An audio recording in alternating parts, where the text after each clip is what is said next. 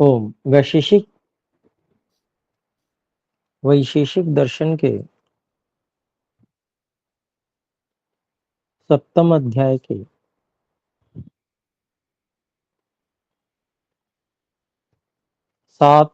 6 सूत्रों को हम पढ़ चुके हैं। यहाँ तक हम में से कोई भी भाई बहन प्रश्न रखना चाहें, बात कहना चाहें, कृपया हस्तोत्थापन द्वारा सूचित करें।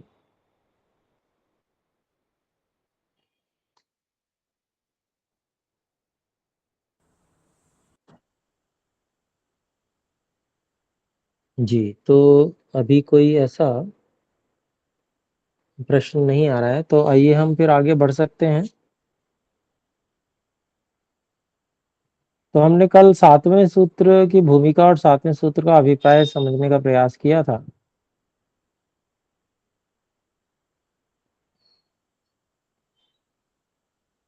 तो उसमें उत्तर दिया गया है कि भाई पृथ्वी में ही ऐसा क्यों है कि पृथ्वी नित्य है, पृथ्वी के गुण अनित्य हैं। तो उसका उत्तर दे रहे हैं कि भाई ऐसा एक ही द्रव्य में देखा जाता है और नहीं, और में नहीं देखा जाता, एक ही अपवाद है, इसलिए ऐसा है।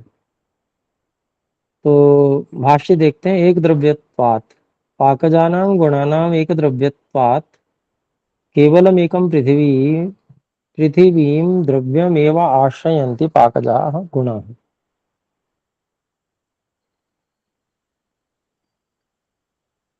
तो पाक से अर्थात पकाने से जो उत्पन्न होते हैं गुण, उनके एक द्रव्यत्वात् एक ही द्रव्य में होने के कारण से उसको खोलते हैं। केवलम एकम पृथ्वी द्रव्यम एवं आश्रयन्ति पाकजा गुणा। तो पाकज गुण जो होते हैं वो केवल एक ही द्रव्य पृथ्वी को ही आश्रय करते हैं, उसी में आश्रित रहते हैं। आगे कहते हैं अग्नि संयोगात पृथिव्याम एव रूपादयो गुणाः पाकजाः खलु भिन्न भिन्नाः प्रादुर्भवन्ति। अग्नि के संयोग से पृथ्वी में ही रूपादि जो गुण हैं वो पाकज अर्थात पाक से उत्पन्न निश्चय से भिन्न भिन्न अलग अलग प्रादुर्भवंती उत्पन्न होते हैं। नहीं अवादिशु जल आदि में जो है नहीं होते। पाकज गुण प्रादुर्भाव पाकज गुणों का प्रादुर्भाव नहीं होता है। कारण गुणात भिन्नो भवति। इसको इसको हम अलग वाक्य के रूप में लेंगे प्रादुर्भवंती के बाद में। न ही अबादिषु पाकज गुण प्रादुर्भाव कारण गुणात भिन्नो भवति। मतलब जल आदि में जो पाकज गुणों का जो प्रादुर्भाव है कारण गुण से भिन्न नहीं होता है। तद गुणस्तु रूपादि तथैव अवतिष्ठते। तो पाक होने के बाद, अग्नि से पाक होने के बाद भी उसके जो गुण हैं कारण के, वो वैसे के वैसे ही रहते हैं। तादृशी पक्तव्या तो पृथ्वी ही अस्ति। उस प्रकार की पकने योग्य तो पृथ्वी ही है। न च जल अग्नि वायुवस् तथा पक्तव्या। वैसे जल अग्नि वायु जो है वो पकने योग्य नहीं है जैसी पृथ्वी है। यत् पृथिवीवत् तेषु अपि पाकज गुणाः प्रादुर्भवेयुः।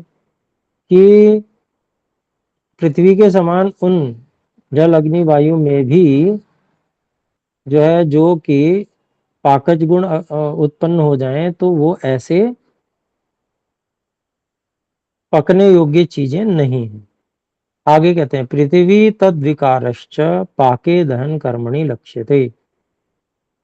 पृथ्वी उसके विकार, पृथ्वी और उससे बनी हुई जितनी भी चीजें हैं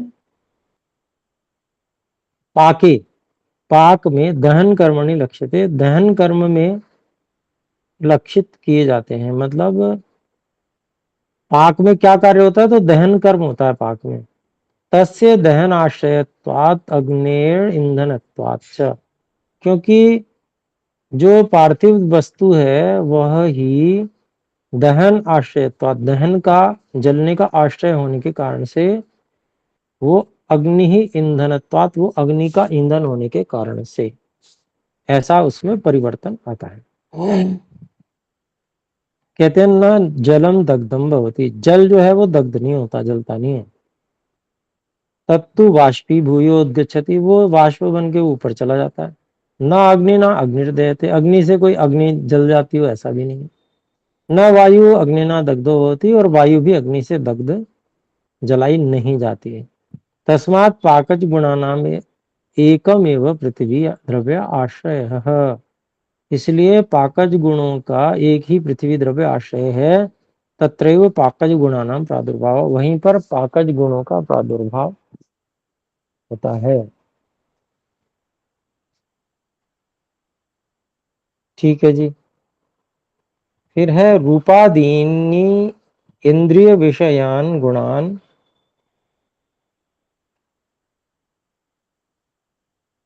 रूपादीन इंद्रिय विषयान गुणान परीक्ष्य, 8वें सूत्र की भूमिका है ये। रूप आदि इंद्रिय विषयों, अर्थात जो गुण है, इंद्रिय के विषय होते हैं गुण, उनको उनकी परीक्षा करके, तत्सहचारितात तत्सहचारितान गुणान अपि परीक्षमाणः, उनके साथ में रहने वाले गुणों की भी परीक्षा करते हुए, क्रम प्राप्ताम, जिनका क्रम प्राप्त हो गया है, संख्या ऐसी संख्या अंतरयित्वा, अल्प विषयत्वात् पूर्वम परिमाणम परीक्षते। तो संख्या, वैसे तो क्रम से संख्या आती है, लेकिन संख्या को लांघ कर अल्प विषयत्वात्, छोटा विषय होने के कारण से, पूर्वम परिमाणम परीक्षते, पहले परिमाण की परीक्षा की जाती है गुणों में। तो एक न्याय लगता है सूची कटाह न्याय।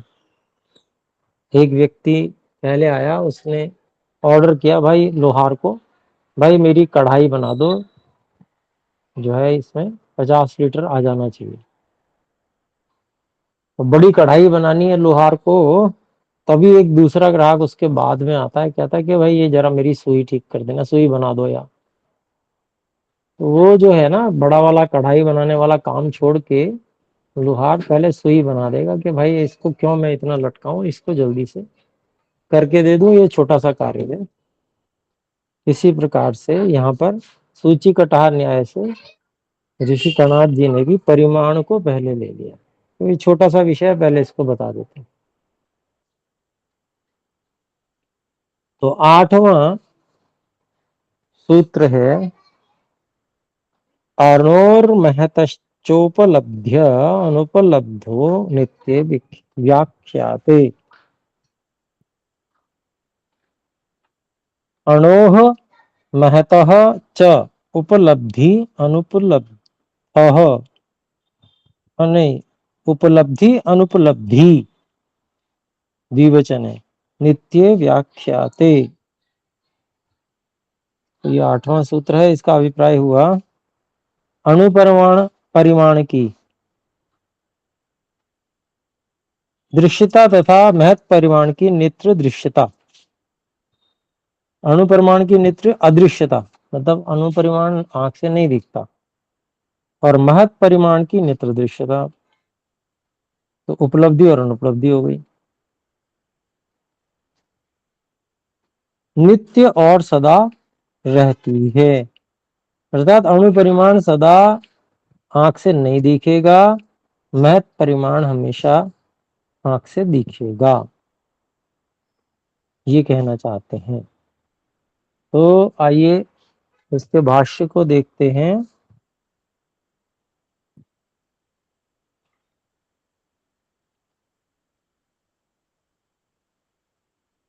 अणु महतः च, इसको खोलते हैं स्वामी जी। अणु परिमाणस्य गुणस्य महतः महत परिमाणस्य गुणस्य, अणु परिमाण रूप जो गुण है उसके, और महतः अर्थात महत परिमाण वाले जो गुण हैं क्या है, उपलब्धि, उपलब्धि और अनुपलब्धि। यथा योग्यम अन्वय न्यायात, यथा योग्य जैसा जिसके साथ जो फिट हो, ऐसे क्रमशः उसको ले लेंगे उस न्याय से। अनुपलब्धि उपलब्धि ही च, अनुपलब्धि अर्थात अणुपरिमाण की अनुपलब्धि और महत की उपलब्धि ऐसे लेंगे, क्योंकि अणु पहले लिया है, महत बाद में दिया है, और उपलब्धि पहले दी है और अनुपलब्धि बाद में दी है। तो लेकिन उसको यथा योग्य हम ले लेंगे, अपने हिसाब से क्रम लगा लेंगे जो जैसा सही अर्थ बनता है।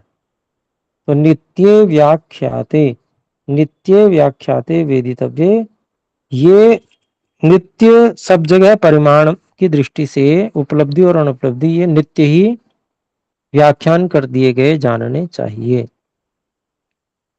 अणुत्ववति द्रव्ये अणुपरिमाण गुणस्य अनुपलब्धि ही अप्रत्यक्षता नित्या। जो अणुत्व परिमाण वाला द्रव्य है, तो उसमें अणुपरिमाण गुण की अनुपलब्धि अप्रत्यक्षता अर्थात न दिखनापन नित्य ही रहेगा। महत्वती द्रव्य, जो महत बड़े परिमाण वाले द्रव्य हैं, उसमें महत परिमाण गुणस्य उपलब्धि, बड़े परिमाण की उसमें उपलब्धि, ज्ञान या दिखना, प्रत्यक्षता, प्रत्यक्षता नित्या अस्ति, उसमें नित्य ही मिलती है। तो ये बात जो है परिमाण के विषय में बता दिया। अब कहते हैं, देखिए,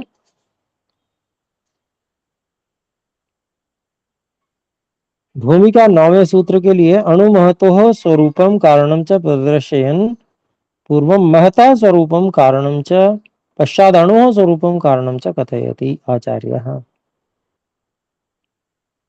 तो अणु और महत स्वरूप के कारण को दिखाते हुए प्रदर्शन, पूर्वम पहले, महतः स्वरूपम कारणम बड़े स्वरूप का जो कारण है, और पश्चात अणु बाद में अणु स्वरूप का जो कारण है उसको कहते हैं आचार्य।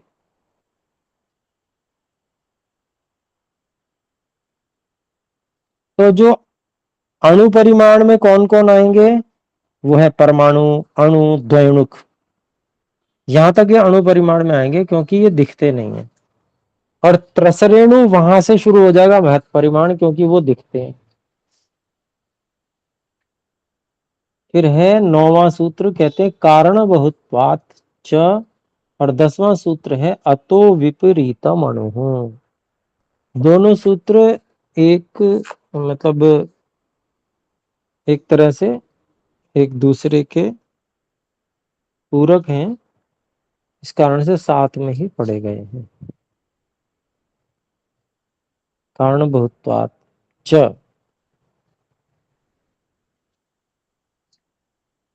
तो जो महत परिमाण है उसमें जो बहुत सारे कारण मिले हुए होते हैं, है ना, अर्थात अणु बहुत सारे मिले हुए होते हैं, कारण द्रव्य बहुत सारे मिले हुए होते हैं।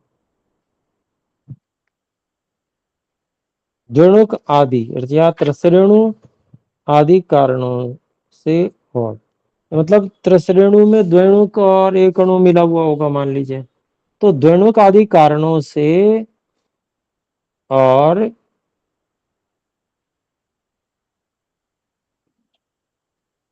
जो छोटे कण हैं उनके संग्रह से महत परिमाण गुण उपलब्ध होता है। इसके विपरीत अणु परिमाण गुण कहलाता है। तो इन दोनों सूत्रों में एक वाक्यता है एक, तो इसलिए अनयो सूत्र एक वाक्यता अस्ति, इसके भाष्य में कहा है स्वामी जी ने। तो आइए देखते हैं इसका कारुण बहुत्वाच्च।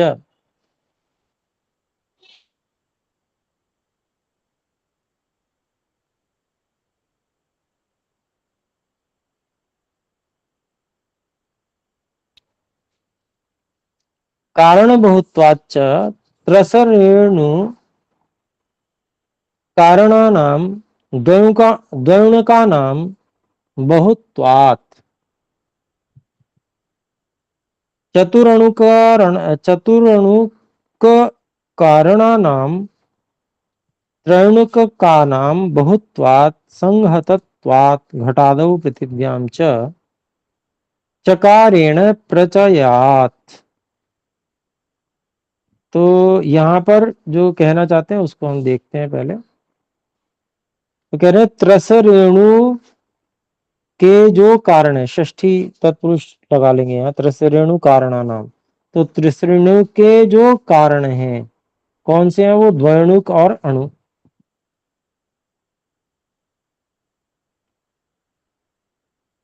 तो ऐसे उसमें द्वैणुका नाम बहुत्वात्, एक त्रसरेणु में कई द्वैणुक होने के कारण से।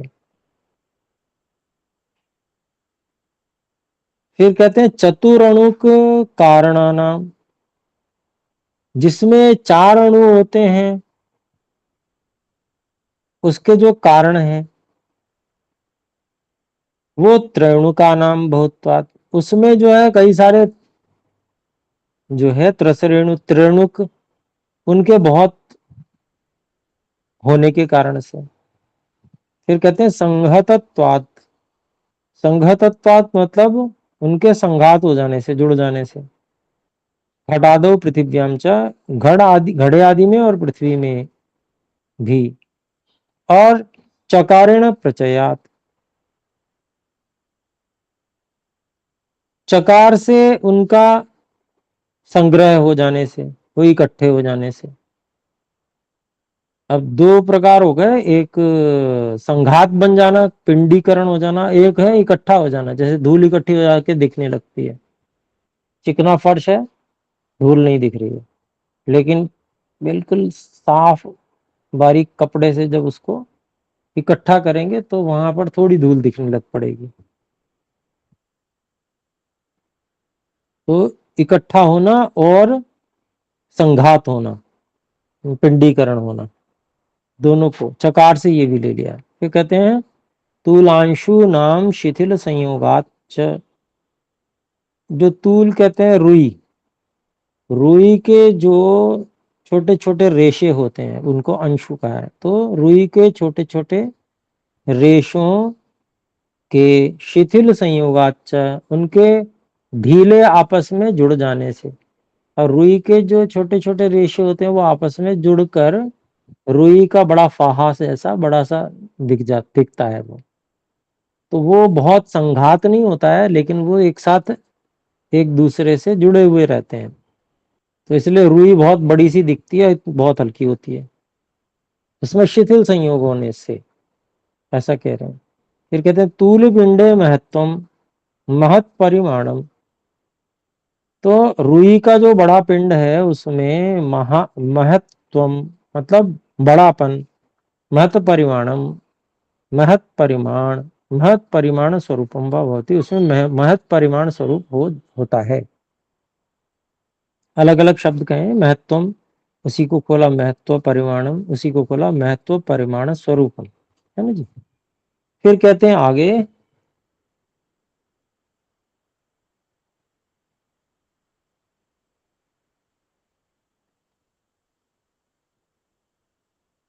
अथ, और अतः विपरीतम अणु, इसको खोल रहे हैं, सूत्रस्थ पद है ये। अस्माद उक्त लक्षणाद विपरीतम अणुपरिमाणम, इस कहे हुए लक्षण से जो विपरीत है वह अणु है, अणु परिमाण है। अर्थात कारण बहुत्वात् तथा प्रचयात् अणुपरिमाणम तत्स्वरूपम च भवति। कारणा बहुत्वात् लिखा है ना, तो कारण अबहुत्वात् तथा अप्रचयात्, मतलब जिस अवस्था में जो पहले लक्षण कहा उससे विपरीत अणु परिमाण है। अर्थात कारण बहुत सारे नहीं है जहां पर, कारण अबहुत्वात् मतलब एक आध कारण ही है। कारण अर्थात द्वैणुक आदि या अणु या परमाणु, जहां एक ही है। तथा प्रचया अप्रचयात, और उनके इकट्ठा न होने से या संघात पिंडीकरण न होने से। अणुपरिमाणम, अणुपरिमाण तत्स्वरूपम च भवति, अणु परिमाण होता है और उसका स्वरूप होता है। यत् खलु द्वयणुके, जो निश्चय से द्वयणुक में परिमाणम परिमाण है, तद अणु, वह अणु परिमाण है। यच्च प्रचयहीनः, जो उसमें इकट्ठा न होनापन है, मतलब वो इकट्ठे नहीं है, अलग अलग हैं।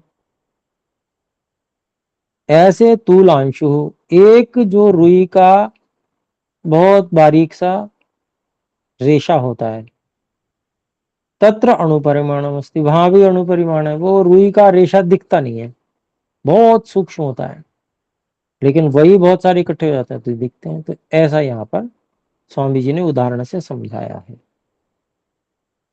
तो अब कहते हैं, देखिए ये 9वां 10वां सूत्र हो गया। 11वें सूत्र की भूमिका है, अणोर्महतश्च परिमाणस्य अधिकरणम आश्रयो वा यद्यपि भिन्नम भिन्नम भवति।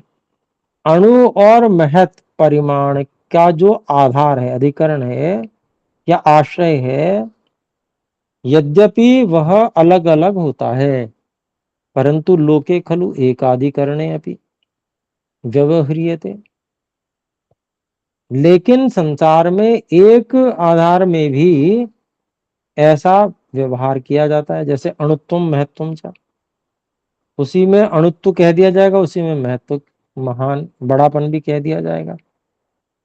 अपेक्षा से व्यवहार होगा, तो मतलब ये है ना, कोई भी चीज बड़ी है, मान लीजिए समझ लीजिए कि जैसे आंवला है और तरबूज है, तो आंवले को अणु परिमाण कह दिया जाएगा, तरबूज को महत परिमाण कह दिया जाएगा, क्योंकि आंवला छोटा है और वो बड़ा है तरबूज। तो यहाँ पर आगे आगे इसी बात को जो है 11वें सूत्र में कहा जा रहा है। अणु महादिति तस्मिन विशेषा भावात, विशेष भावात, अणु महादिति तस्मिन विशेष भावात विशेषा भावात च।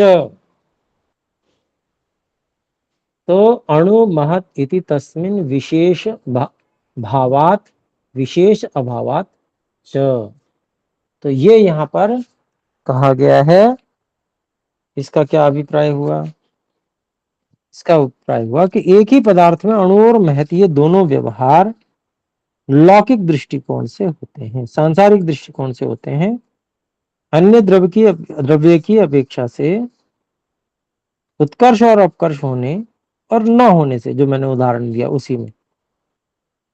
क्योंकि तरबूज में उत्कर्ष है, वो बड़ा है, इसलिए वो महत कह दिया जाएगा। आंवला छोटा है, इसमें अपकर्ष है, इसलिए उसको अणु कह दिया जाएगा। तो आइए इसका भाष्य देखते हैं।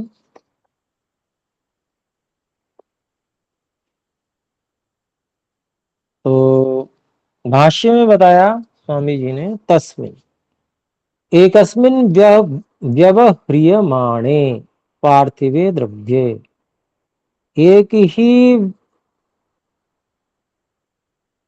एकस्मिन व्यवह्रियमाणे पार्थिव द्रव्य, एक ऐसे पार्थिव द्रव्य में जिसमें व्यवहार किया जा रहा है, अणु महत इति, इसको खोलते हैं, अणु महत परिमाणम व्यवह्रियते। एक ही द्रव्य में अणु और महत, ये परिमाण का व्यवहार किया जाता है।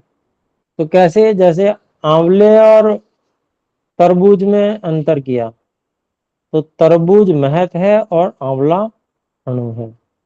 लेकिन अगर हम पृथ्वी और तरबूज में ले लेंगे, पृथ्वी भी, तो पृथ्वी जो है वो गोल है और तरबूज भी गोल है, लेकिन पृथ्वी महत है और तरबूज यहाँ पर अणु हो जाएगा, है ना। तो एक तरबूज में ही अणु व्यवहार भी हो गया और तरबूज में आंवले की अपेक्षा से महत व्यवहार भी हो गया। इसलिए कह रहे हैं कि भाई एक ही पार्थिव द्रव्य में अणु और महत परिमाण व्यवहार किया जाता है।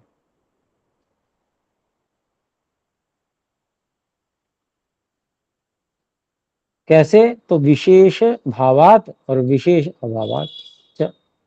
इसको खोलते हैं, विशेषो विशिष्ट धर्म, सापेक्षो अपकर्षः उत्कर्षश्च उभयविधः परीक्षणीयात्मकः। तो विशेष उसमें जो है विशेष धर्म है, अर्थात विशेष धर्म क्या मतलब हुआ, विशिष्ट धर्म क्या हुआ, सापेक्ष अपकर्ष, अपेक्षा से न्यूनता होगी किसी चीज में, और उत्कर्ष, और अपेक्षा से अधिकता भी हो सकती है जिस किसी चीज में। तो उभय विधा, दोनों ही प्रकार से यह परीक्षणीय स्वरूप वाला है।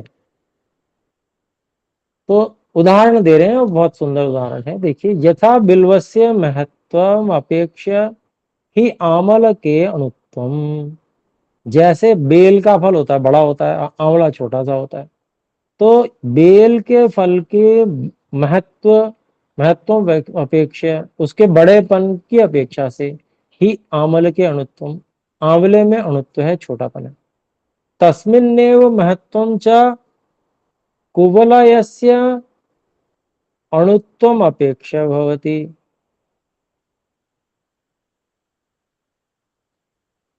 और उसी आंवले में बेर की अपेक्षा जो है वह बेर में अणुत्व हो जाएगा, फिर बेर छोटा सा होता है बिल्कुल। आजकल तो वैसे बड़े बड़े बड़े एप्पल बेर भी आ रहे हैं, वो एक अलग विषय हो गया, लेकिन बेर एक छोटा सा होता है, आंवले की अपेक्षा छोटा होता है। तो जो झरबेरी का बेर होता है ना, वो छोटे छोटे ही होते हैं, आंवले की अपेक्षा छोटे होते हैं। तो ऐसा उसमें अणुत्व, तो बेर के अणुत्व की अपेक्षा से तस्मिन है वो उसी आंवले में महत्व, तो बड़ापन भी हो गया। कहते हैं यदा अपकर्षो अपेक्षते तदा सा विशेषो विशिष्ट धर्म। जब न्यूनता कमी की अपेक्षा होती है तब वो विशेष, उसमें विशिष्ट धर्म अपेक्षा से अपकर्ष होता है। तदा आमलक अणु बिल्वात, तब जो आमलक, आंवला जो है वो बेल से छोटा है, अणु है। तत्र आमरकले अपकर्षा अभावात, अब आंवले में न्यूनता का अभाव होने से बिल्वम महद अपकर्षा अभावात,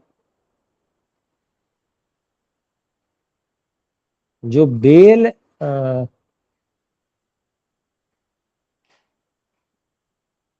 हाँ अपकर्ष भावात, हाँ आंवले में अपकर्ष भावात, मतलब न्यूनता आंवले में है, लेकिन बिल्वम महद अपकर्षा भावात, अपकर्ष अभावात। तो बेल में जो वो महत्पन है, बड़ापन है, क्योंकि उसमें अपकर्ष का अभाव होने से, मतलब न्यूनता का अभाव होने से उसमें तो बड़ापन है। अथ यद उत्कर्षो अपेक्षते तदा सा विशेषो विशिष्ट धर्म है। और अगर वहां अपेक्षा से देखा जाए, उत्कर्ष मतलब बड़ापन देखा जाए, तदा सा विशेष विशिष्ट धर्म, वही ही विशिष्ट धर्म माना जाएगा। तदा महद आलकम आमलकम अस्ति, तो बड़ा कौन है, फिर आंवला बड़ा है। किससे, कुवलयात, बेर से। तत्र आमल के खलु उत्कर्ष भावात, क्योंकि आंवले में बड़ेपन का भाव होने से कुवलयम अणु उत्कर्ष अभावात, है ना। तो बेर में जो है उसमें अणुत्व है, बड़ेपन का अभाव होने से, क्योंकि उससे वो बड़ा नहीं है। तो मतलब कुछ भी कुल मिला के थोड़ा सा समझने वाली बात है, आप सब जो है बुद्धिमान है, वो अपेक्षा से बताया जा रहा है। संस्कृत भाष्य को हमने यूं पढ़ लिया, पर वो अपेक्षा जो छोटे और बड़े की अपेक्षा है वो हम समझ ही गए हैं, वही यहाँ पर बताई जा रही है। तो आज इतना ही रखते हैं, आइए मिलकर एक बार ओम का उच्चारण करें।